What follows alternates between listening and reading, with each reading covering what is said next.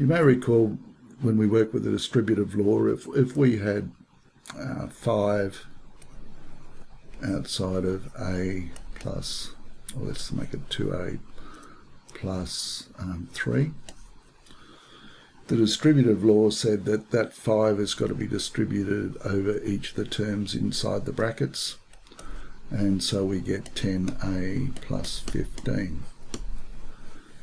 So that's what's called removing brackets or expanding, and the opposite of expanding is factorising.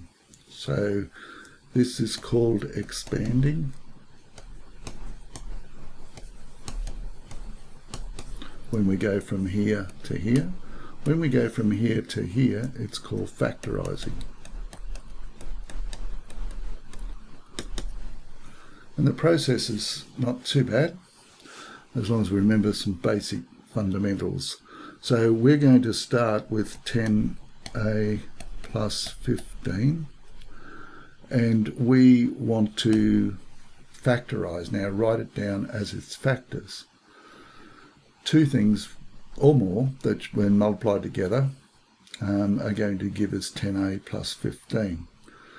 Now we look at the numbers first, and we looked for the highest common factor. Now we've already looked at that, so we can see that 10 can be factorised. 2 into 10 goes 5, 5 into 5 goes once. So 10 is equal to 2 times 5. 15, smallest prime number that goes into 15 is 3. 15 goes 5, 5 into 5 goes once. So 15 is equal to 3 times 5. Now the highest common factor of 10 and 15, we look for what is common in the prime factorizations. Here's the prime factorization up here. What factors are common? Well, there's no 2's down here, but there is a 5 up here and down here.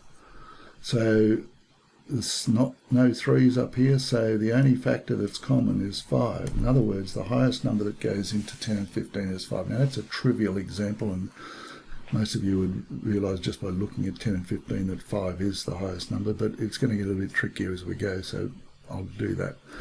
All right, so 5 is the highest common factor, so that's what goes out the front.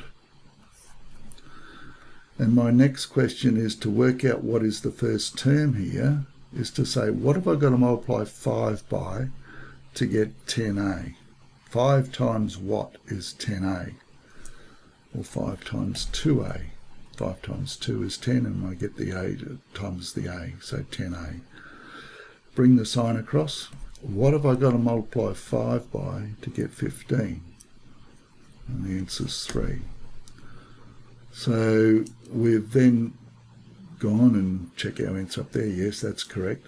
So we have done the factorisation of 10A plus 15. So we can go now for factorising not just linear. Linear when the highest power is equal to 1.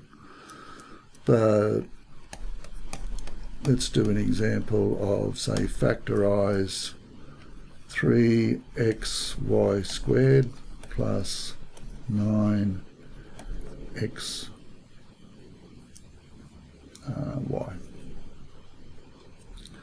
Okay, we write it down. 3xy squared plus 9xy. If you like, you could write down the factorizations here. So we got 3xy squared equals 3 times x times y times y. And 9xy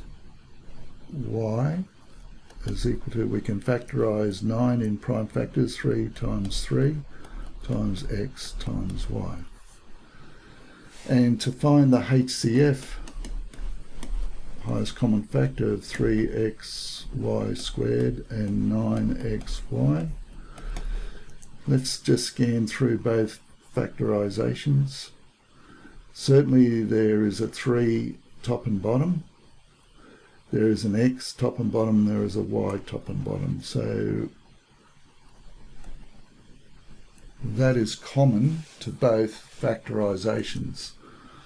So 3xy will be my highest common factor. It is common to both sets of factors there. So we will put 3xy out the front, open my brackets, and I'm going to put two terms inside there.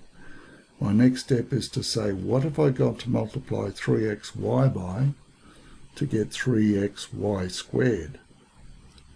Well, if I multiply just by another y, that'll be 3 times x times y times y. Y times y is y squared. Bingo, got it. Plus comes across. What have I got to multiply 3xy by to get 9xy? Well, straight away we can see we've got to multiply this 3 by 3 to get the 9, and then xy will be there anyway. So 3xy times 3 will give me 9xy. So we've done the factorization of 3xy squared plus 9xy will be 3xy, open bracket, y plus 3, close bracket.